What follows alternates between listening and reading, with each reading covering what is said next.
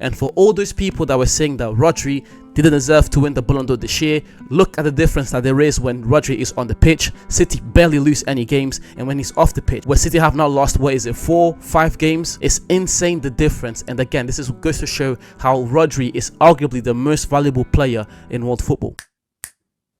Manchester City have redefined dominance in modern football, and at the heart of their success, one man, Rodri, a midfield maestro who's not only vital to City's system but has now etched his name in history as the Ballon d'Or winner of 2024.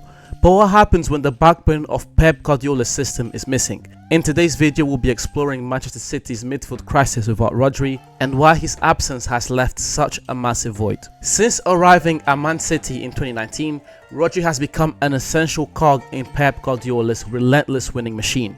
His resume speaks for itself: 5 Premier League titles, 2 FA Cups, 4 Carabao Cups, and most importantly, the 2023 UEFA Champions League trophy.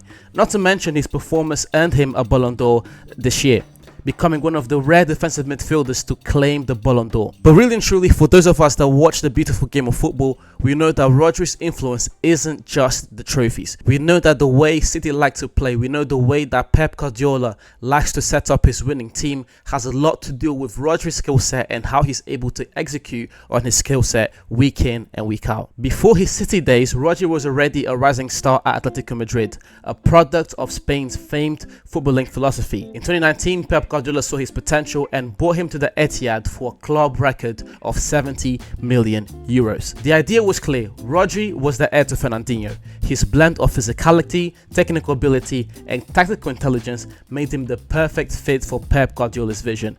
And over the years, Rodri didn't just fit into the system, he excelled in that system and became one of the best players in the world. Again, to really understand how influential Rodri is, you can't just look at the numbers, you can't just look at the amount of trophies they've won, you also have to look at the history of Pep Guardiola and the teams he's managed, so Barcelona and Bayern Munich, and how the Sergio Busquets of the world, the Joshua Kimmich, the Javi Martinez, the Xabi Alonso, how all of these players lead to the likes of Rodri. Even at City when he had Fernandinho, like Pep Guardiola's success, the way he likes to play has a lot to do with the CDM position.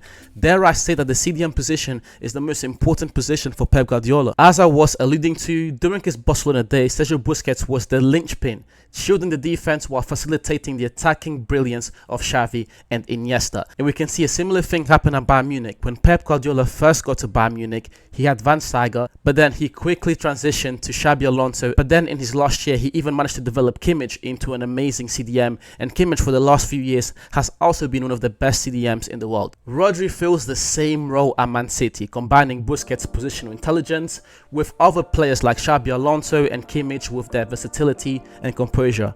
Without Rodri, without these players like Busquets, Xabi Alonso, Javi Martinez, Kimmich, Fernandinho, without them, Pep's system loses its balance. That's why I said it was the most important position for the way Pep likes to play. Fast forward to the current season, and we've seen what life without Rodri looks like. In his absence, Man City has stumbled. In the time of recording, in their last 6 matches without him, City have managed only 2 wins, suffering surprising defeats against teams they've typically dominate.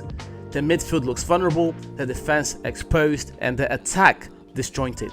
Is a stark contrast to the fluidity and control we're used to seeing from Guardiola's side.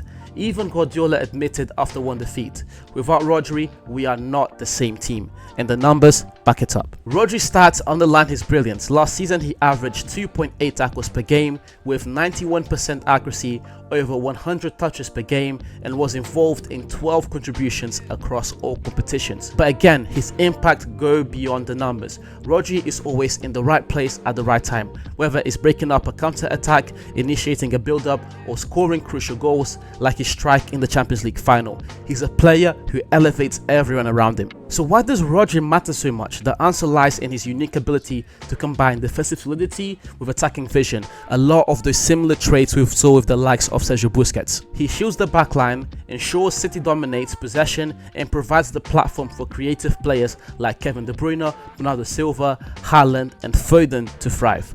Without him, the entire structure collapses, City loses the rhythm, and opposition teams find it easier to exploit spaces in the midfield. Rodri isn't just a defensive midfielder, he's the heartbeat of Man City. And for all those people that were saying that Rodri didn't deserve to win the Ballon d'Or this year. Look at the difference that there is when Rodri is on the pitch. City barely lose any games, and when he's off the pitch, where City have now lost, what is it, 4-5 games? It's insane the difference. And again, this is goes to show how Rodri is arguably the most valuable player in world football. Manchester City's midfield crisis without Rodri isn't just about missing a player, it's about losing the foundation of their success. If City are to reclaim the dominance, keeping Rodri fit and available will be key. Because for Guardiola's system, an elite defensive midfielder isn't just important, it's everything. I appreciate you guys watching till the end. Please leave a like, comment, subscribe, share. Do all those things, so please help me grow this channel. And that's per usual, guys. I'll see you soon.